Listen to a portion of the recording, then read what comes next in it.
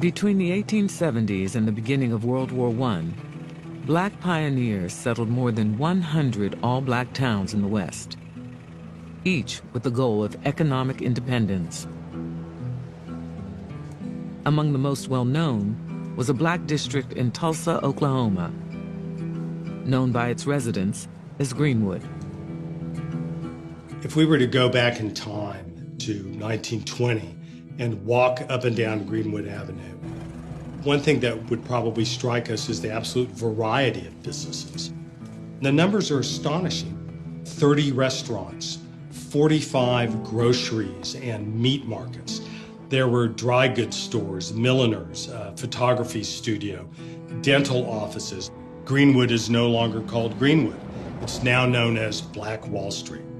This whole idea of self-containment really existed there.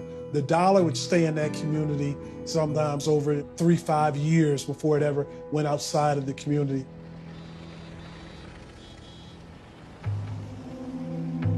In 1919, black soldiers returned from World War I with high expectations for racial progress at home.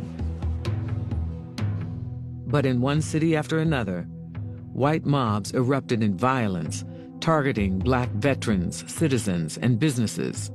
Hundreds died.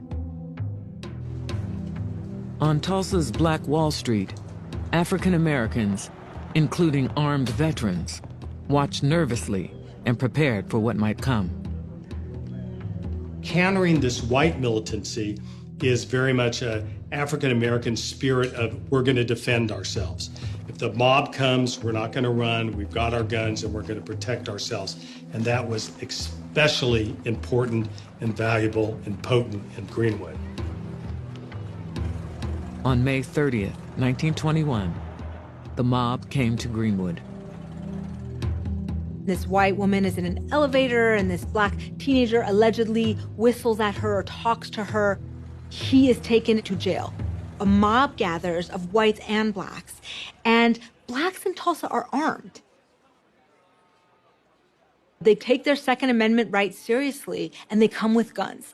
And this is a threat. Someone fires into the crowd, and the riot is born. This was not about the whistling boy in the elevator. This was about blacks becoming too economically powerful and showing that wealth in a way that anyone would by creating buildings and constructing churches and having property.